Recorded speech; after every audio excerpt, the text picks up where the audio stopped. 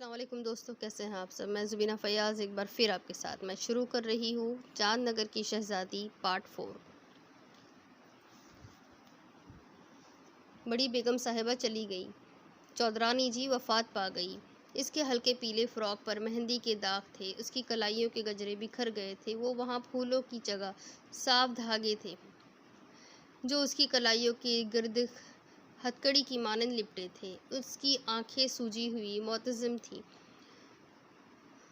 اور وہ زمین پر یوں بیٹھی تھی کہ اس کے زانوں ایک طرف جھکائے تھے اور اس کے پیروں پہ مہندی کے داغ آسانی سے دیکھے جا سکتے تھے۔ یہ شیش محل کے بڑے کمرے کا منظر تھا اور وہاں کرسیوں پر بڑے بڑے افراد بیٹھے تھے جن کے چہرے تنے تھے اور جن کے ماتھے پر شکن تھے اور جن کی آنکھوں سے نفرت کی چنگاریاں پھوٹتی تھیں، اور یہ سب کے سب وہ لوگ تھے جن کے ہاتھ میں اختیار تھے، فیصلے کے اختیار۔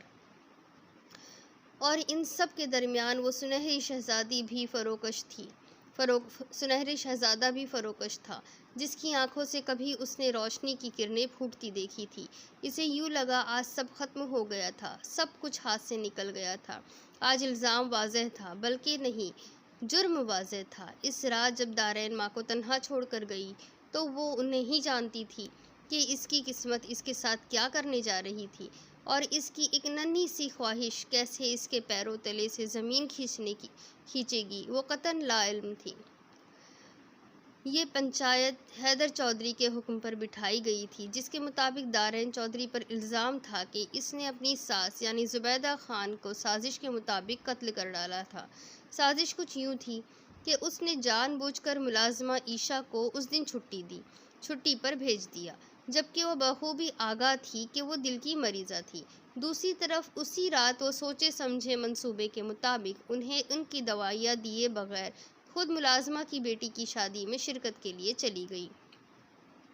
حیدر چودھری کی طرف سے فرد جرم عائد کی گئی تھی کہ وہ چونکہ بخوبی آگاہ تھی کہ ان کی دوا کے اوقات کار کیا تھے، اور چونکہ اس روز عائشہ بھی موجود نہ تھی، تو اسے ان کے پاس رہنا چاہیے تھا، اور اگر اسے جانا ہی تھا تو اسے چاہیے تھا کہ ان کی دوا دے کر جاتی۔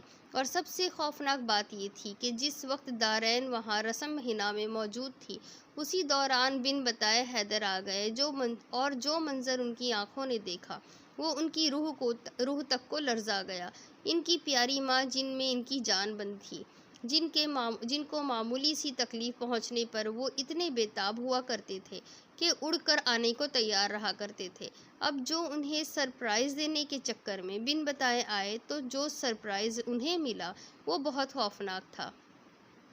ان کی پیاری ماں زمین پر گری ہوئی تھی۔ دارین کے جانے کے بعد ایک دم طبیعت خراب ہونے پر جب انہوں نے گھنٹی بجانے کی کوشش کی تو اس میں ناکام رہی، ان کا ہاتھ وہاں نہ جا سکا، اور اس کوشش میں وہ بیڈ سے زمین پر گر گئی، اور اپنی زندگی بچانے کی ایک ناکام کوشش میں انہوں نے گھسیٹ کر دروازے تک جانے کی کوشش کی، اور وہ معذور تھی، چل نہ سکتی تھی، اور اسی کوشش میں درمیان راہ میں انہوں نے جان آفرین کے سپرد کر دی تھی۔ اور جب اس پر الزام ثابت ہو گیا تو پنچایت کی طرف سے اسے صفائی کا موقع دیا گیا تھا۔ گھٹی گھٹی سسکیوں کے ساتھ وہ اپنی صفائی تو خاک دے پاتی، بس یہی بولے چلی گئی کہ عائشہ کو ماں نے خود بھیجا تھا، اس نے اجازت نہیں دی تھی۔ اس وضاحت پر فوری رد عمل دیا گیا تھا۔ عائشہ سے رابطہ کرنے کی کوشش کی گئی مگر اس کا نمبر بند تھا۔ صفائی کا کوئی راستہ نہ رہا، بچاؤ کی کوئی تدبیر نہ بچی، اور اس کی زندگی کا فیصلہ سنا دیا گیا۔ اور تب ہی تو اس کی زندگی کی سب سے بڑی خواہش پوری ہوئی تھی۔ اس کی ماں آئی تھی، اس کی امی، جن سے ملنے کو اس کی روح تڑپتی تھی، مگر ستم در ستم اس کی خواہش تاحال ادھوری رہ گئی۔ اسے اس کی ماں سے ملنے نہیں دیا گیا تھا۔ اس کی وجہ حیدر چودھری کا فیصلہ تھا، جس میں واضح تھا کہ کسی کو بھی اس سے ملنے کی اجازت نہ ہوگی، اور پھر اسے اس تاریک کمرے میں بند کر دیا گیا، ہمیشہ کے لیے۔ مگر اس سے پہلے اس کے وجود سے سارے زیورات اتروا لیے گئے تھے۔ حاصل زیست، درد اور تنہائی، ادراک صحیح رائے گا اور تاریکی، اور اگر یہ مکافات عمل تھا تو لاؤ سجاؤ دربار، لگاؤ کٹہرا، مجرم حاضر ہو۔ اور مجرم حاضر کر دیا گیا۔ وہی کمرہ تھا، وہی ماحول تھا، وہی گھٹا ہوا اور بوجھل پن، اور سنہری شہزادہ اپنے تخت پہ فروکش تھا، اور وہ 2 دن سے اس کمرے میں قید تھی۔ اس کی آنکھوں کے گرد گہرے حلقے تھے، اس کا رنگ زرد تھا، اس کا لباس میلا اور مسلا ہوا تھا۔ وہ بمشکل اپنے پیروں پر کھڑی تھی۔ اگر اسے 2 ملازماؤں نے نہ تھاما ہوتا تو وہ کھڑی نہ ہو پاتی، اور جب حیدر کے حکم پر ملازمائیں اسے چھوڑ کر کمرے سے نکل گئی تو وہ پہلے ذرا سا لڑکھڑائی اور پھر زمین پر گر گئی۔ نقاہت اور کمزوری حد سے بڑھتی جا رہی تھی۔ کل رات اس نے باسی روٹی کے چند نوالے کھائے تھے، اور تاحال اسے کھانے کو کچھ نہ دیا گیا تھا۔ اسی وقت دروازہ پھر سے کھلا اور شبینہ اندر آ گئی۔ اس نے دارین کو دیکھا اور اس کے چہرے پر عجیب سی نفرت ابھر آئی۔ وہ آہستہ آہستہ آگے بڑھ آئی اور ایک کرسی پر بیٹھ گئی۔ مجھے افسوس ہے بھابی بیگم، آپ کی ایک ذرا سی لاپرواہی ہماری خالہ امی کی زندگی چھین کر لے گئی۔ اس رات خالہ امی نے بارہا ان کی منتیں کی تھی کہ بہو خانم مت جاؤ، مجھے طبیعت میں کچھ گرانی سی محسوس ہوتی ہے، مگر آپ کو تو خدا جانے کون سے منصوبے پہ تھی۔ کس قدر تلخ اور روکھے لہجے میں آپ نے انہیں کہا تھا کہ خدا را آپ پر زندگی کی خوشیاں تنگ مت کی جائے۔ آپ کون سا کہیں آتی جاتی ہے، آپ کو تو اپنی امی کے گھر جانے کی اجازت بھی نہیں، اب آپ پر اور کتنا زندگی تنگ کی جائے گی۔ آپ نے واضح الفاظ میں بے رحمی سے اس کا ذمہ دار ماں کو ٹھہرا دیا تھا کہ ان کی ذمہ داری کی وجہ سے ہی آپ کی زندگی اتنی سخت اور بے رونق ہے۔ پتہ نہیں آپ کی جان کب چھوٹے گی، کب آپ کو رہائی ملے گی۔ اور پھر اسی غصے میں آپ نے بن سور کر رسم حنا میں چلی گئی۔ وہ خاموش ہو چکی تھی۔ حیدر کے چہرے پر حیرت اور بے یقینی ثبت تھی، اور دارین کا چہرہ جھکا ہوا تھا۔ پھر اس نے سر اٹھایا اور شبینہ کو دیکھا۔ اس دن سے ڈرو شبینہ باجی، جب اعمال نامے کھلے ہوں گے، اور جب ہر جان دیکھ لے گی کہ اس نے آگے کیا بھیجا ہے۔ اس کی آواز میں ایسی گھرراہٹ تھی کہ لمحہ بھر کو حیدر بھی اسے دیکھتے رہ گئے۔ جو بات سچ تھی وہ میں نے آپ کو بتا دی، سچ جھوٹ کا فیصلہ اب آپ کے ہاتھ میں ہے۔ وہ اس کو یکسر نظر انداز کر کے حیدر سے مخاطب ہو کر بولی اور اٹھ کھڑی ہوئی۔ اس کے لہجے میں ایسا اعتماد تھا کہ دارین کے لفظ خالی اور کھوکھلے لگتے تھے۔ پھر وہ آہستہ آہستہ باہر نکل گئی۔ اس کے پیچھے دروازہ بند ہو گیا، اور شاید اس کے ساتھ ہی دارین پر رحم و ترحم کا دروازہ بھی بند ہو گیا تھا۔ وہ کسی تھکے ہوئے چوپاہے کی مانند زمین پر گری تھی، اور اس کا گلا خشک تھا اور اس کے لفظ ختم ہو چکے تھے۔ حیدر اپنی جگہ سے اٹھے اور آہستہ آہستہ چلتے ہوئے اس کے پاس آ گئے۔ پھر انہوں نے کرسی نزدیک گھسیٹی اور اس پر بیٹھ گئے۔ کیوں دارین، نفرت تھی تمہیں میری ماں سے؟ ان کی آواز میں سرد مہری تھی۔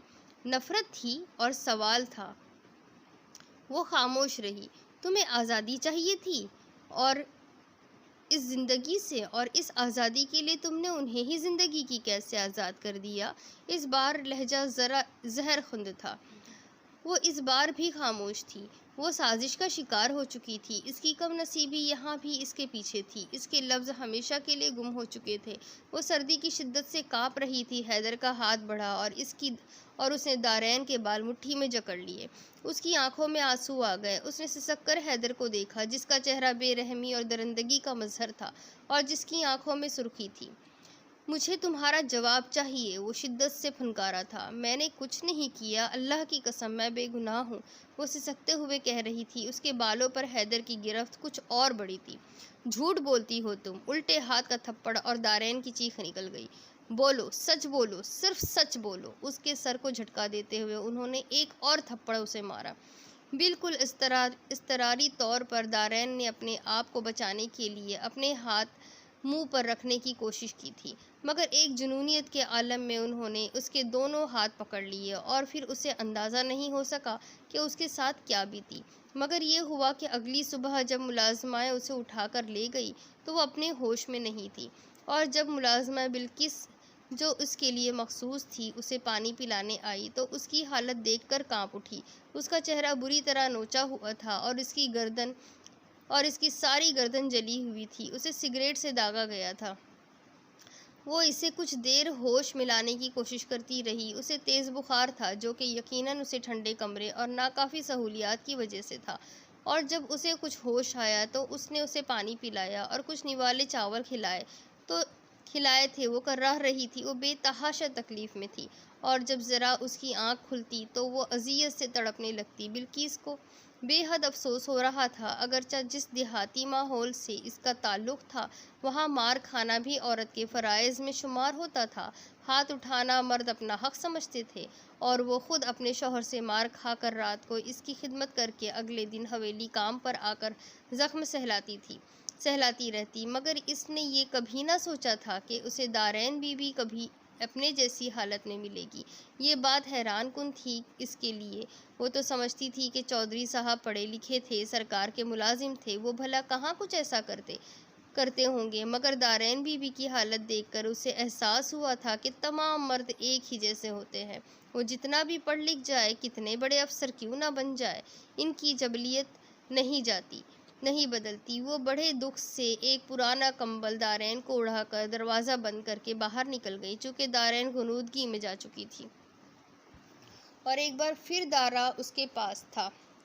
وہ روتی جاتی تھی، وہ بار بار اس کے سر پہ ہاتھ پھیر کر اسے خاموش کرواتا تھا اور اس کا ہاتھ تھام کر اسے تسلی دیتا تھا، مگر ظاہر ہے یہ سب بے سود تھا، اور اس کی حالت دیکھ کر تو دارا بھی رونے لگا تھا۔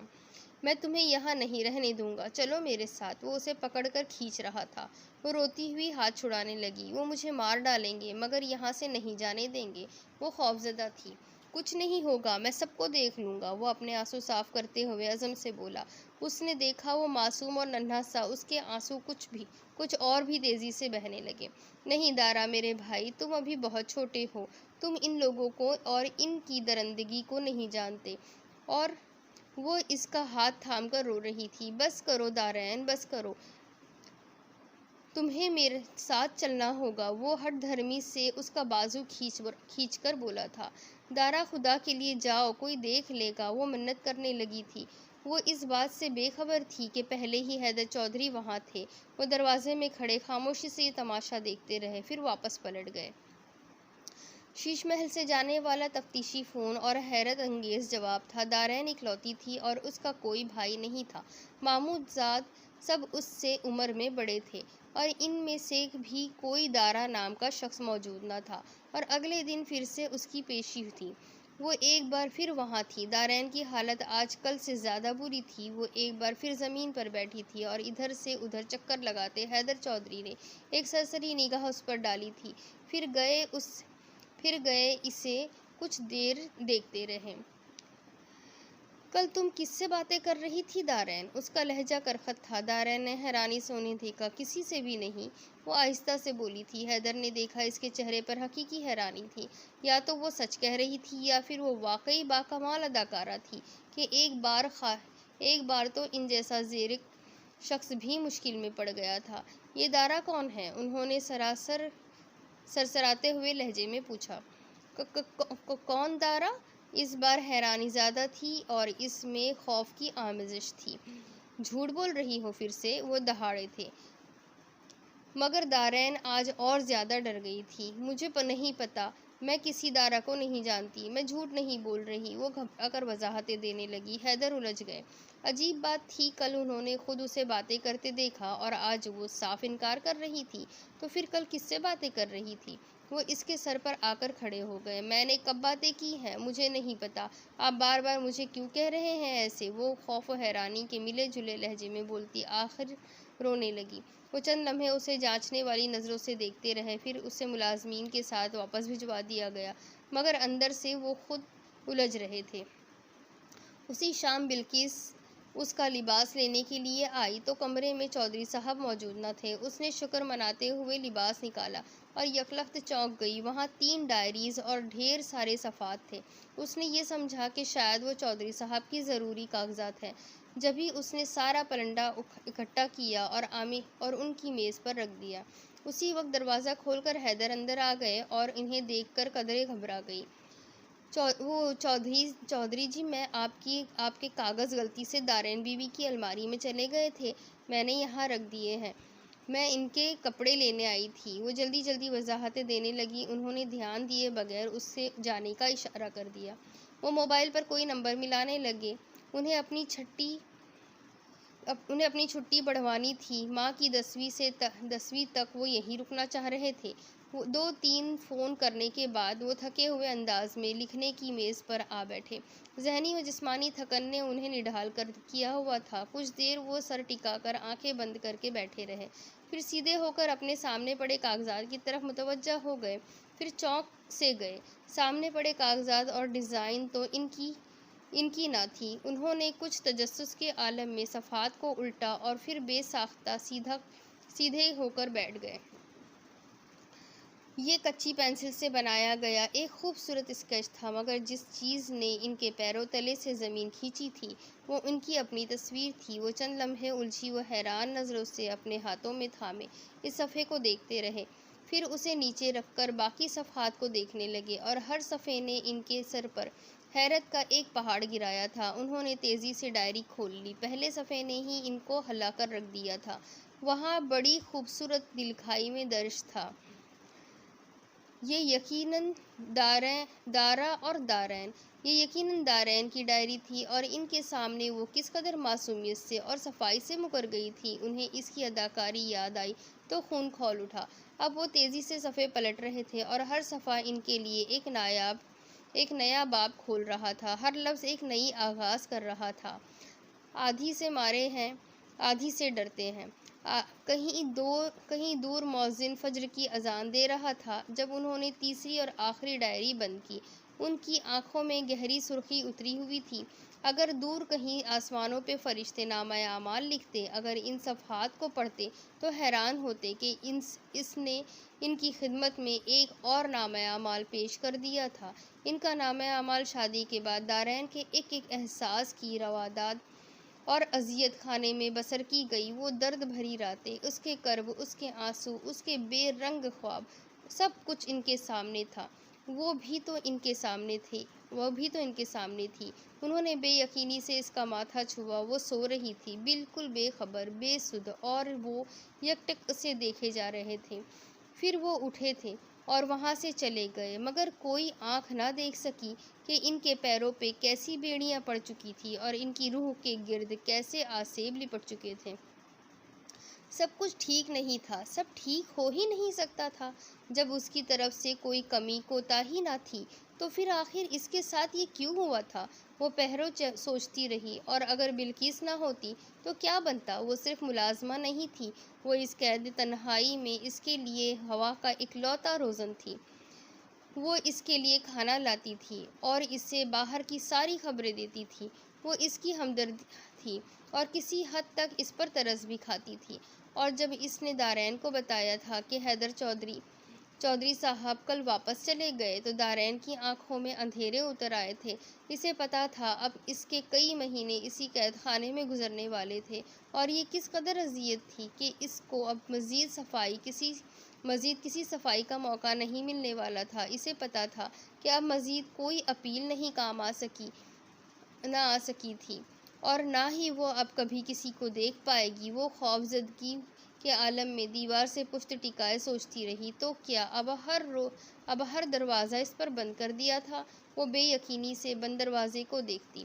بلقیس آئی تو اسے روتا دیکھ کر مزید افسردہ ہو گئی۔ وہ جتنی بھی تسلی دے لیتی، وہ جانتی تھی یہ سب بیکار تھا۔ وہ اس کا دھیان بٹانے کو اسے بتانے لگی کہ کل زبیدہ خانم یعنی بڑی بی بی کا 10واں تھا، مگر چودھری صاحب یہاں سے جا چکے تھے۔ شیش محل سے سب لوگ ان سے رابطہ کرنے کی کوشش کر رہے تھے، مگر فی الحال کسی کا بھی رابطہ نہ ہو پا رہا تھا۔ وہ یہ ساری گفتگو بے یقینی سے سنتی رہی۔ بھلا ایسے کیسے ممکن تھا کہ وہ ماں کی 10ویں میں شامل نہ ہو پاتے؟ اور اگلی صبح یہ سچ بھی ہو گیا، وہ واقعی نہیں آئے۔ دارین بند کمرے میں نوافل ادا کرتی مسلسل روتی رہی تھی، اور اللہ کے آگے ہاتھ پھیلا کر روتی ہوئی وہ سوچتی تھی کہ یقیناً اس سے کوئی جانے انجانے میں ایسا گناہ اور ناپسندیدہ عمل ہو گیا تھا جس کی اسے سزا مل رہی تھی، ورنہ اللہ تو اس قدر مہربان تھا کہ اس کی رحمتوں کے بے کنار سمندر کا ایک قطرہ بلقیس کی صورت میں اب بھی اسے میسر تھا۔ وہ گڑ گڑاتے ہوئے اللہ سے دعا مانگتی رہی کہ صرف اللہ اللہ پاک ہی اس راز سے آگاہ تھا کہ وہ بے گناہ تھی اور صرف وہ پاک ذات یکتا و کامل ہی اسے دوسروں کے آگے بے گناہ ثابت کروا سکتی تھی۔ اگرچہ ابھی اس کے زخم تازہ تھے، اس کے چہرے اور اس کی گردن میں درد کی ٹھیسیں اٹھتی تھی۔ زخم گہرے تھے، بلکہ کی لگائی گئی مرہم بڑی سستی سے اپنا کام کرتی تھی اور شاید ان زخموں کو بھرتے کئی دن گزر جاتے۔ رات کو بلقیس اس کے لیے ختم کے چاول لے کر آئی تو دارین دہاڑے مار مار کر رونے لگی۔ وہ بار بار دروازے کی طرف لپکتی تھی۔ مجھے میری اماں کے پاس جانے دو بلقیس، تمہیں اللہ کا واسطہ، میں نے 2 سال سے ان کا چہرہ نہیں دیکھا، مجھے ایک بار ان سے ملنے دو۔ وہ تڑپ تڑپ کر روتی رہی، یہاں تک کہ بے سدھ ہو کر گر پڑی۔ رات بڑی کربناک تھی، وہ راتوں کو تڑپ تڑپ کر روتی تھی، اسے تنہائی اور تاریکی ڈراتی تھی، اور ان درد بھری سماعتوں میں اس کے پاس کوئی غمگسار، کوئی ہمدرد نہ تھا۔ مستعد آج لائٹ چلی گئی، وہ گھٹی گھٹی چیخوں کے ساتھ دروازے کی طرف لپکی اور سرد ہاتھوں سے دروازہ پیٹنے لگی۔ بہت اندھیرا ہے خدارا، ذرا سی روشنی چاہیے، روشنی کر دیجیے، کوئی ہے میری پکار سننے والا، کوئی ہے؟ وہ روتے ہوئے چلا رہی تھی، مگر دوسری طرف سے کوئی جواب نہ تھا۔ رہائشی عمارت یہاں سے بہت دور تھی، وہ اگر چیخ چیخ کر مر بھی جاتی تو کسی کو پتہ نہ چلتا۔ وہ دروازے کے قریب زمین پر بیٹھ کر سسکنے لگی، خوف اور وحشت سے اس کی جان نکل رہی تھی۔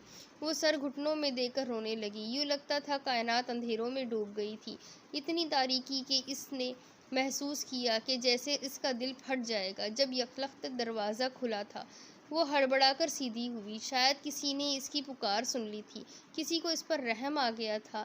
اس گھور اندھیرے میں اس نے ایک سائے کو اندر آتے دیکھا۔ وہ ڈری ڈری سی نظروں سے سر اٹھا کر دیکھنے لگی۔ لائٹر کی چٹک کے ساتھ ہی سنہرا ایک شعلہ چمکا اور حیدر چودھری کا چہرہ اس سنہری روشنی میں دمک اٹھا تھا۔ وہ لمحہ بھر کو ساکت ہو گئی، اس کے آنسو بھی تھمے۔ پھر وہ ایک انجانے احساس اور نامعلوم طاقت سے اٹھی اور بھاگتی ہوئی اس کی ٹانگ سے لپٹ گئی۔ مجھے بہت ڈر لگ رہا تھا، مجھے یہاں نہیں رہنا، مجھے اندھیرے ڈراتے ہیں، مجھے یہاں سے لے جائیے۔ اور وہ ان کی ٹانگ سے مضبوطی سے لپٹی روئے جا رہی تھی اور اس کا بدن خزاں رسید پتے کی طرح لرزتا تھا، مگر وہ اسی طرح خاموش کھڑے تھے۔ وہ روتی جاتی تھی مگر وہ کچھ نہ بولے۔ پھر ان کا ہاتھ آگے بڑھا اور اس سے پہلے کہ وہ اسے خود سے الگ کرتے، وہ بے سدھ ہو کر زمین پر آ گری۔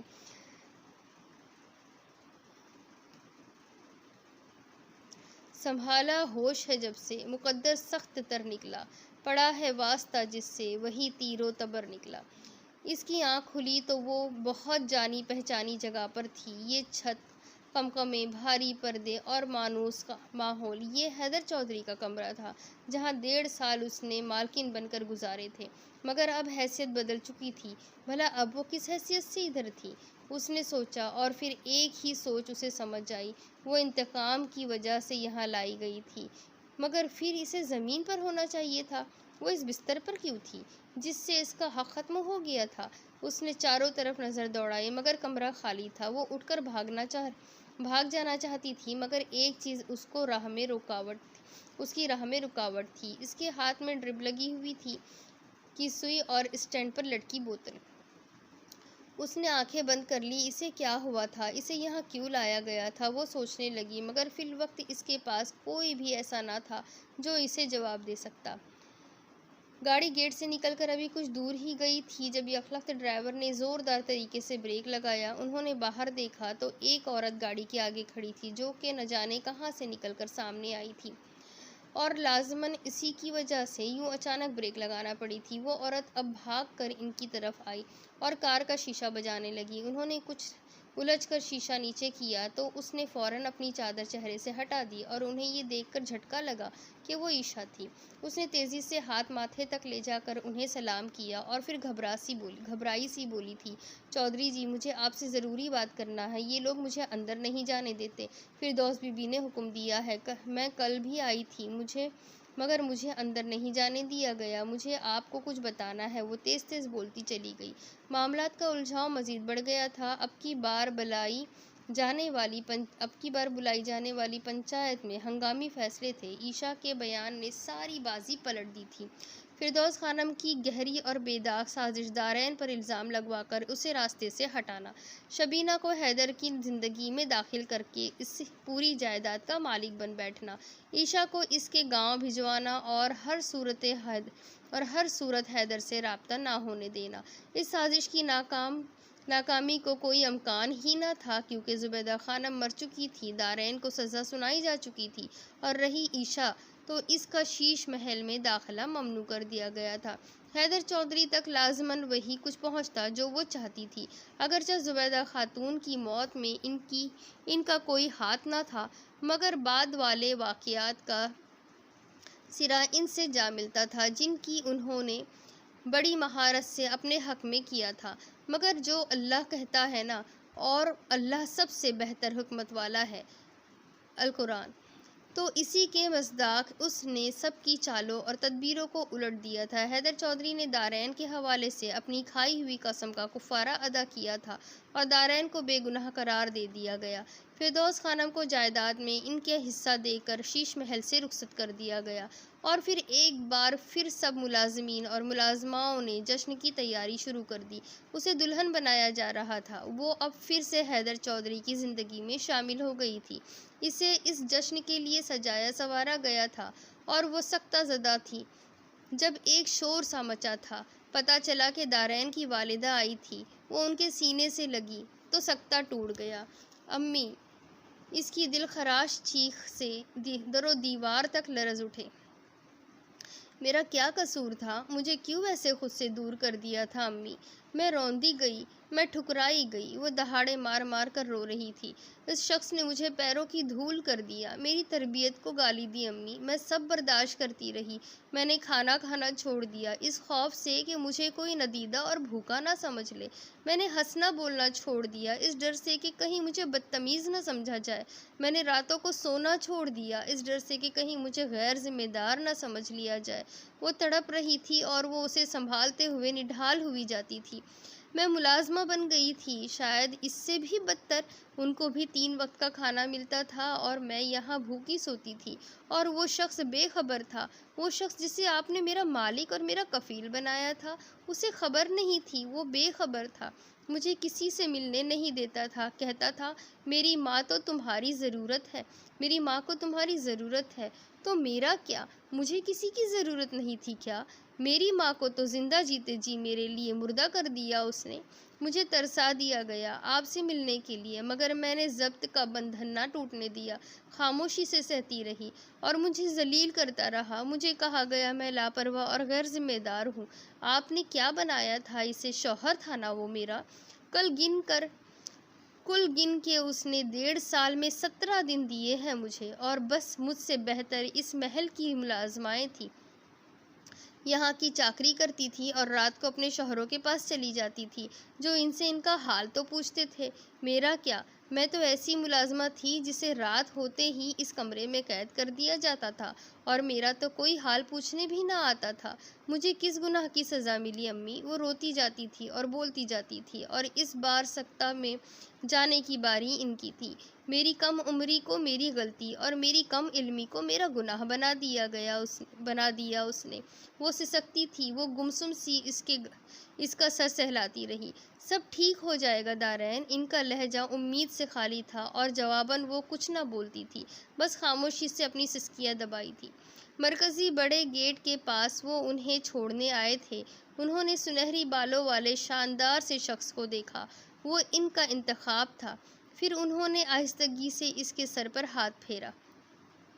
تم میرا انتخاب ہو، اور مجھے یقین تھا کہ میرا انتخاب غلط نہیں ہو سکتا۔ میں نے تمہیں قصوروار نہیں ٹھہرایا، مگر میں تمہیں یہ ضرور کہوں گی، اسے عام لڑکی مت سمجھنا، اس کے پاس رشتے نہیں تھے۔ تمہیں کچھ نہیں معلوم کہ اس نے تم میں کون کون سے رشتے تلاش کرنے کی کوشش کی تھی۔ اس نے باپ نہیں دیکھا تھا، اس کا کوئی بہن بھائی نہیں تھا، بچپن سے ہی اکیلی رہی تھی۔ تمہیں اس میں جو خرابیاں نظر آئی، شاید اسی وجہ سے تھی۔ وہ اپنے آنسو ضبط کر رہی تھی۔ تم ایک بہترین مرد ہو، مجھے یقین ہے تم اسے سنبھال لو گے۔ کیونکہ تم میرا انتخاب ہو اور ایک ماں کا انتخاب کبھی غلط نہیں ہو سکتا۔ انہوں نے آخری بار اس کے سر پر ہاتھ پھیرا تھا۔ وہ خاموشی سے انہیں دیکھتے رہے۔ مجھے یقین ہے تم اس کی غلطیوں اور کوتاہیوں کو نظر انداز کر دو گے، اور میں تمہیں یقین دلاتی ہوں کہ اگر تم اس سے نرمی برتو گے تو اسے مکمل طور پر بدلا ہوا پاؤ گے۔ وہ مایوس ہے حیدر، بہت دکھی ہے، تم اس کی امید بن جاؤ۔ وہ اپنے آنسو نہ روک سکی۔ میں آپ کو کوئی دلاسا تو نہیں دوں گا، نہ کوئی وعدہ کروں گا، مگر مجھے امید ہے جلد ہی آپ حالات کو بدلا ہوا دیکھیں گی۔ میں اسے اپنے ساتھ لے جاؤں گا، یہاں اکیلا نہیں رہنے دوں گا، انہوں نے پر امید لہجے میں کہا تھا، اور وہ ان کے انداز سے پہچان گئی تھی کہ اگرچہ وہ وعدہ نہیں کر رہا تھا مگر یہ انداز کئی وعدوں پر بھاری تھا۔ وہ اس کا کندھا تھپتھپا کر گاڑی میں بیٹھ گئی۔ کاش تم میرے دوست ہوتے، سچے اور مخلص دوست ہوتے۔ میں تم سے ڈھیروں باتیں کرتی جنہیں تم اکتائے بغیر سنتے۔ میں تمہیں تنگ کرتی اور تم ناراض ہوئے بغیر میری بے وقوفیوں کو جان کر بھی میرا ساتھ دیتے، میرے ساتھ ہنستے۔ کاش تم میرے دوست ہوتے، اور کاش تمہیں دل دکھانا نہ آتا، سنگ دلی اور ناراضی سے تمہارا کوئی واسطہ نہ ہوتا، محبت اور نرم دلی تمہارا دم بھرتے، مہربانی اور احساس تم سے لپٹے ہوتے، عشق اور پیار تمہاری دلربائی ہوتے، اور ان تمام خوبصورتیوں سے سجے تم میرے دوست ہوتے۔